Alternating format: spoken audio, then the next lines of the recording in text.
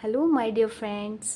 तो आज हम स्टार्ट करेंगे क्रैब साइकिल, जो कि बहुत ही इम्पोर्टेंट टॉपिक है आपके एग्ज़ाम के लिए। तो आज हम साथ ही साथ इसको लर्न भी करेंगे और इसका नोट्स भी आप बना सकते हैं। तो पहला है, क्रैब साइकिल को हम ट्राइकार्बोक्सिलिक एसिड साइकिल भी बोलते हैं।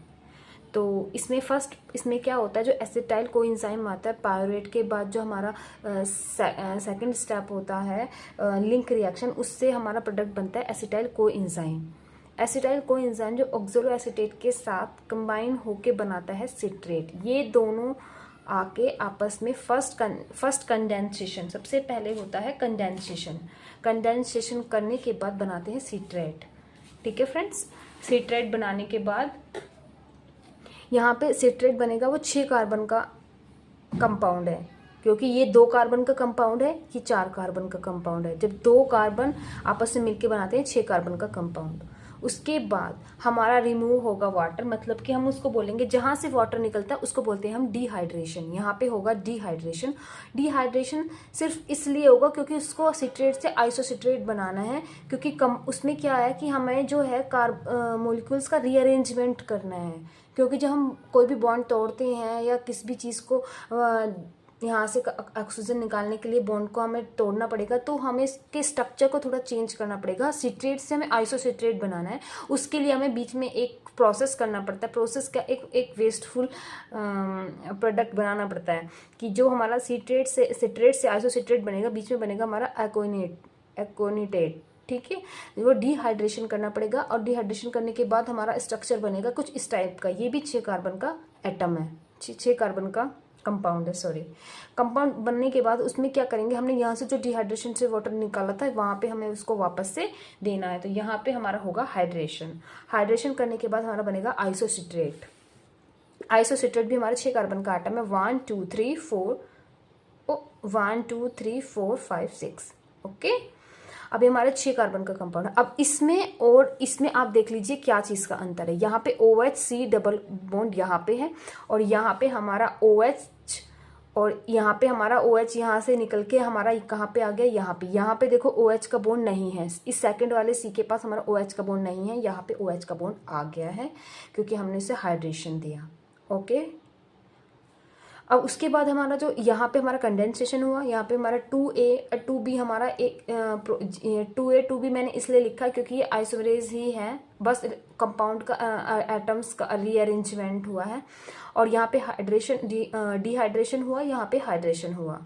उसके बाद हमारा थर्ड प्रोसेस आता है, उसमें हमें क्या करना होता है, ऑक्सीडेटिव डीकार्बोक्सिलेशन करना होता है। ऑक्सीडेटिव डीकार्बोक्सिलेशन क्यों कहते हैं, डीकार्बोक्सिलेशन मतलब जहां से ऑक्सीजन को निकालते हैं उसको डीकार्बोक्सिलेशन बोलते हैं।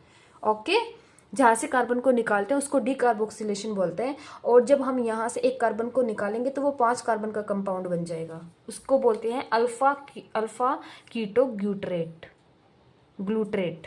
अल्फा कीटो ग्लूट्रेट, ये 5 कार्बन का कंपाउंड बन गया है। जब यहाँ से हमने ऑक्सीजन को निकाला, डिकार्बोक्सिलेशन हुआ, तो हम वहाँ पे हमारा क्या होगा, यहाँ से हमारा NAD, हमारे NADH से NAD हमारा किस में कन्वर्ट हो गया, NADH2 में। NADH2 में अब यहाँ पे क्या हो रहा है, जब हमारा एडिशन ऑफ हाइड्रोजन होता है या रिमूवल ऑफ ऑक्सीजन होता है, तो हमें क्या करना पड़ता है, हमें रिडक्शन बोलना पड़ता है। तो हमारा क्या हो रहा है, NAD पॉजिटिव का रिडक्शन होकर क्या बन रहा है, NADH, क्योंकि हाइड्रोजन का एडिशन हो रहा है। ऐसा क्यों हो रहा है, क्योंकि ये जो क्रैब साइकिल है ये एनर्जी प्रोड्यूसिंग साइकिल होती है, और जो हमारा जो हाइड्रोजन की फॉर्म में एनर्जी स्टोर हो जाती है। ठीक है, तो हमारा जब यहाँ से बॉन्ड टूटने के बाद हमारा एक कार्बन रिमूव हो गया, मतलब कार्बन का लॉस हुआ, तो हमारा बना अल्फा कीटोग्लूट्रेट, और वो 5 कार्बन का कंपाउंड हो गया 6 कार्बन कंपाउंड से, और हमारा NADH से रिडक्शन होकर क्या गया, NADH बन गया। ये हाइड्रोजन की फॉर्म में एनर्जी स्टोर हो गई है। इसका यूज होगा हमारा इलेक्ट्रॉन ट्रांसपोर्ट चैन में, जो कि इलेक्ट्रॉन ट्रांसपोर्ट चैन में जाकर इसका ऑक्सीडेशन करके दोबारा से NAD पॉजिटिव बन जाएगा, दोबारा से रीयूज्ड हो जाएगा यहाँ पे क्रैब साइकिल में आके, और जो हमारा हाइड्रोजन इलेक्ट्रॉन है वो वाटर बनाने में हेल्प करेंगे। उसके बाद फ्रेंड्स हमारा आता है फोर्थ प्रोसेस आता है। फोर्थ प्रोसेस में हमें क्या करना होता है, इसमें दोबारा से हमारा डी कार्बोक्सिलेशन होगा, ऑक्सीडेटिव डी कार्बोक्सिलेशन होगा। अब ये जो 4 कार्बन थी, यहाँ पे हमारे 5 कार्बन का कंपाउंड है, ये 5 कार्बन का कंपाउंड फिर से हमारा किस में बन गया, 4 कार्बन के कंपाउंड में कन्वर्ट हो जाएगा। ठीक है, ये तो हमारा 5 कार्बन का कंपाउंड है। अब ये 5 कार्बन का कंपाउंड फोर्थ प्रोसेस में हमारा 4 कार्बन का कंपाउंड 1 2 3 4। अब यहाँ पे क्या हुआ, यहाँ पे हमें जो सक्सिनाइल कोएंजाइम बन गया, क्या बना, सक्सिनाइल कोएंजाइम। यहाँ पे हमें कोएंजाइम सक्सिनेट भी देना पड़ा। ठीक है, सक्सिनेट कोएंजाइम हमें यहाँ पे देना पड़ा, तब जाके वो यहाँ पे हमारा इस बॉन्ड को तोड़ के यहाँ पे अटैच हुआ और हमारा ये 4 कार्बन का कंपाउंड बन गया सक्सिनाइल कोएंजाइम। ठीक है, और यहाँ से भी हमारा डिकार्बोक्सिलेशन ऑक्सीडेटिव तक CO2 निकलेगा NADH प्लस H पॉजिटिव, मतलब NAD पॉजिटिव हमारा NADH में कन्वर्ट हो जाएगा। उसके बाद आता है हमारा फिफ्थ प्रोसेस। फिफ्थ प्रोसेस में हमें करना होता है फॉस्फोराइलेशन, मतलब कि हमारा यहाँ पे बनेगा ATP या GTP। हम इसे GTP, क्रैब साइकिल में यहाँ पे हमारा GTP बनता है, ATP नहीं लिखते हैं। अब यहाँ पे जो हमने एसिटाइल कोएंजाइम मतलब सक्सिनेट एसिटाइल कोएंजाइम दिया था, वो सक्सिनेट एसिटाइल कोएंजाइम को हमें रिमूव करना पड़ेगा, क्योंकि हमने यहाँ पे बॉन्ड रिमूव करने के बाद उसको बैलेंस करने के लिए हमें एसिटाइल कोएंजाइम दिया था। यहाँ पे हम सक्सिनेट एंजाइम दे रहे थे, अब यहाँ पे हमें उसको acetyl coenzyme succinate acetyl coenzyme को हमें यहाँ पे निकालना पड़ेगा। अब हमारा 4 कार्बन का कंपाउंड बन गया, वो बन गया हमारा सक्सिनेट। देखो जो यहाँ पे हमारा जुड़ा था वो अब हमारा रिमूव हो गया है। अब हमारा 1 2 3 4 कार्बन का कंपाउंड सक्सिनेट बन गया है। अब जो सक्सिनेट बन गया है, सक्सिनेट का हमारा पास हमें दोबारा से क्या करना पड़ेगा, डिहाइड्रेशन करना पड़ेगा।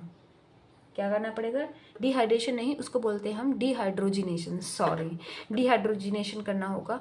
अब यहाँ से हमारा क्या होगा, यहाँ से हमारा NADH2 नहीं निकलेगा, हमारा निकलेगा FADH2।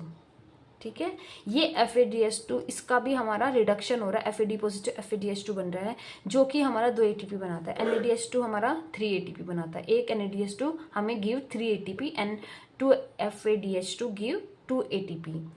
अब 2 ATP इसका भी हमारा इलेक्ट्रॉन ट्रांसपोर्ट चेन में जाके ऑक्सीडेशन हो जाएगा, और ऑक्सीडेशन करने के बाद जो FAD पॉजिटिव होता है वो रीयूज आके दोबारा से क्रैब साइकिल में यूज हो जाएगा, क्योंकि वो क्रैब साइकिल में आके दोबारा से उसका रिडक्शन होकर हाइड्रोजन की फॉर्म में एनर्जी स्टोर हो जाती है। उसके बाद हमारा देखो यहाँ पे हमारा रिडक्शन हो रहा है। ठीक है, कार्बन डाइऑक्साइड का रिडक्शन हो रहा है।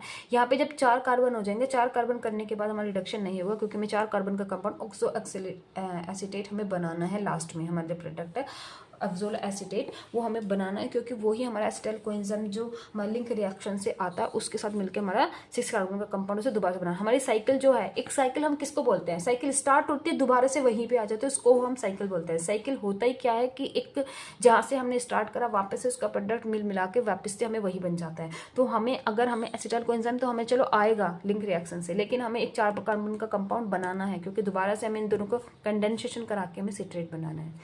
तो अगर हमारा ये यहाँ पे आके और घट जाएगा 3 कार्बन का 2 कार्बन का, तो फिर हम कैसे बनाएंगे। तो अब हमें सक्सिनेट 4 कार्बन का कंपाउंड है, उसको हमें फ्यूमरेट, अब 4 कार्बन का कंपाउंड 4 कार्बन का कंपाउंड, ये भी हमारा 4 का होगा, ये भी हमारा 4 का होगा, ये भी हमारा 4 का होगा। ये हमारा 6 कार्बन का था, ये हमारा 6 कार्बन का था। ठीक है, अब उसके बाद बनता है हमारा FADH2 निकला, उसके बाद हमारा बनता है फ्यूमरेट, ये भी 4 कार्बन का कंपाउंड है। फ्यूमरेट में हमें वाटर देना पड़ा, मतलब यहाँ पे भी हमें हाइड्रेशन करना पड़ेगा। ठीक है ना, OH ग्रुप लगता है। अब हमारा फ्यूमरेट से बनेगा मैलेट बनेगा NADH2।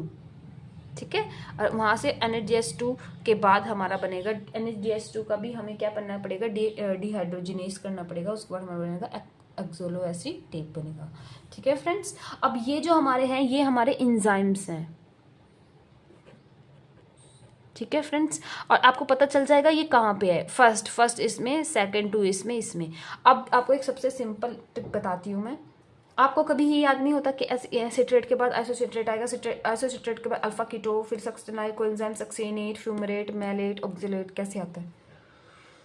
तो इसकी ट्रिक है जो मैंने खुद बना रखी है। चिंटू ईसू के साथ सुनो FM 0, चिंटू ईसू के साथ सुनो FM 0, ये मेरी खुद की ट्रिक है।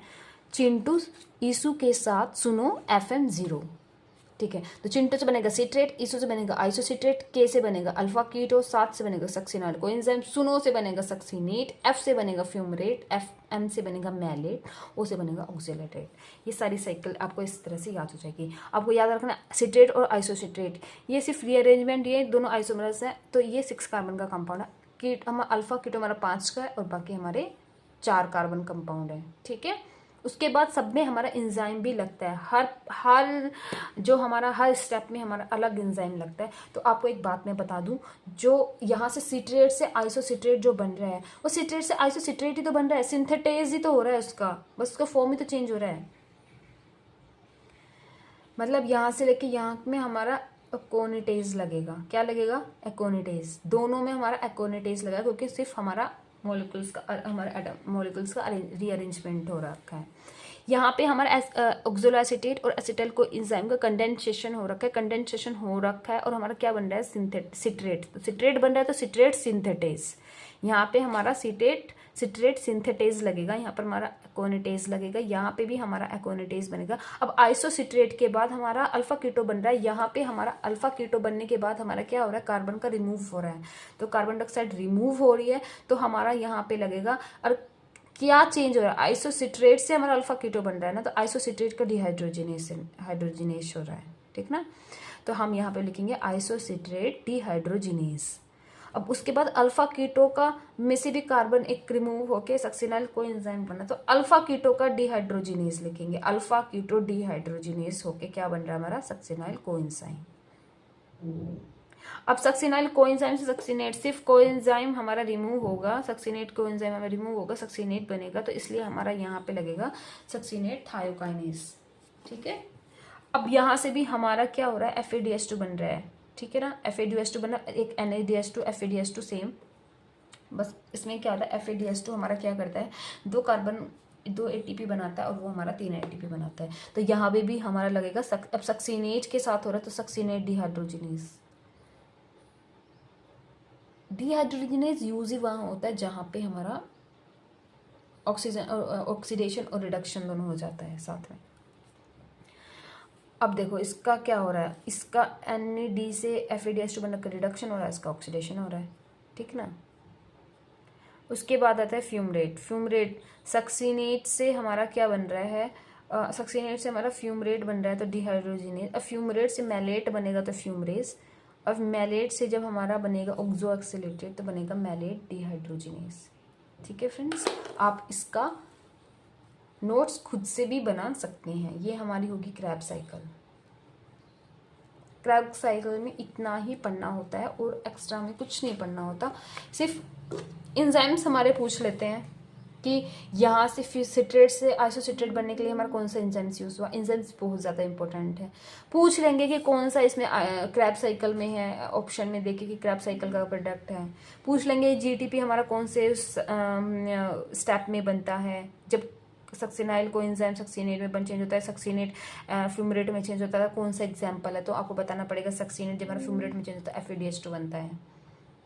कितने स्टेप में हमारा NADH2 निकलता है। अब सबसे जो इम्पोर्टेंट है वो ये है जो मैं आपको अभी बता देती हूँ। देखो हमारे 3 जगह NADH2 निकलता है, ठीक है ना। जहाँ पे 2 बार दो NADH2 हमारे कहाँ निकलते हैं? 2 NADH2 हमारे निकलते हैं वेयर CO2 प्रोड्यूस। देखो हमारा यहाँ पे CO2 प्रोड्यूस हो रहा था और यहाँ पे हमारा CO2 प्रोड्यूस हो रहा था। तो यहाँ दोनों में हमारा CO2 प्रोड्यूस्ड हो रहा था, तो हमारे यहाँ पे NADH2 निकल रहा है 1 और 2, और 1 हमारा निकल रहा है यहाँ पे, ठीक है। 1 हमारा कहाँ पे निकल रहा है? Final product. तो यहाँ पे यही लिख लो आप, 2 NADH2 form where CO2 produce, 1 NADH2 हमारा फाइनल स्टेप में प्रोड्यूस हो रहा है। 1 FADH2 हमारा सक्सिनेट से जब फ्यूमरेट चेंज हो रहा था तब बन रहा था। अब उसके बाद आता है सबसे इम्पोर्टेंट और जहाँ से क्वेश्चन आपका आता है, इसमें होता है इन क्रैब साइकिल। हमारे क्रैब साइकिल में 2 टाइप ऑक्सीडेटिव डिकार्बोक्सिलेशन होता है, क्योंकि हमारे जो लिंक रिएक्शन से 2 एसिटाइल कोएंजाइम हमारे बनते हैं। लेकिन हम जब हम साइकिल यूज करते हैं तो हम उसमें देखो एक एसिटाइल कोएंजाइम लेके हमने पूरा साइकिल को चलाया। अब इस साइकिल को अब हमारे पास आते हैं 2 एसिटाइल कोएंजाइम लिंक रिएक्शन से, क्योंकि जब हम ग्लूकोज में ग्लाइकोलाइसिस करते हैं तो पायरुवेट बनता है। पायरुवेट से जब हम पायरुवेट का कार्बोक्सिलेशन करते हैं, डीकार्बोक्सिलेशन होता है, तो उसमें हमारा बनता है एसिटाइल के 2 एंजाइम बनते हैं, ठीक है। जो हमारा पायरुवेट है हमारा 3 कार्बन का कंपाउंड होता है, ये हमारा 2 कार्बन का कंपाउंड होता है, इसलिए हमें वहाँ पे 1 कार्बन निकालने के बाद 2 कार्बन तो देना होता है, ठीक है। 2 पायरुवेट के एंजाइम होते हैं, मतलब कि 6, ठीक है, 6 होते हैं, और ये हमारे 2 कार्बन का कंपाउंड होगा, 4 ये बनेंगे और हमारे 2 CO2 निकल जाते हैं, ठीक है फ्रेंड्स। तो अब हमारा क्या आता है, हमारे एक रिएक्शन में हमारे 3 NADH2 होते हैं, एक 1FADH2 होता है, एक ATP जिसको हम GTP बोलते हैं, और 2 हमारे CO2 निकलते हैं, ठीक है। और उसको हमें डबल करना पड़ेगा, क्योंकि ये हमारे ये हमारा एक एसिटाइल को एंजाइम के साथ है, और हमें इसको 2 एसिटाइल को एंजाइम के साथ करना पड़ेगा, तो हमारे 3 के हो जाएंगे 6 NADH2 और 2 FADH2, 2 ATP और 4 हमारे CO2। अब देखो 6 NADH2 से हमारे कितने ATP बनेंगे, 18 ATP बन जाएंगे। 2 FADH2 से हमारे 4 ATP बन जाएंगे, क्योंकि 2 FADH2 मतलब 2 × 2 ATP बनाता है, एक FADH2 हमारा 2 ATP बनाता है, और एक NADH2 हमारा 3 ATP बनाता है। तो यहाँ पे 18 आ गया, यहाँ पे 4 आ गया, यहाँ पे 2, और तो हमारे टोटल क्रैब साइकिल में हमारे टोटल 24 ATP बनते हैं, ठीक है। सो फ्रेंड्स आज के लिए इतना ही। अब मिलेंगे नेक्स्ट वीडियो में, उसमें हम सेलुलर रेस्पिरेशन कंप्लीट करेंगे, जितना हो सकेगा कोशिश करेंगे कि हमारा एक ही वीडियो में कंप्लीट हो जाए। Thank you. लाइक करें और सब्सक्राइब करें मेरे चैनल को, अगर आपको अच्छा लगता है तो हम और भी ज़्यादा कंटेंट लेके आएंगे।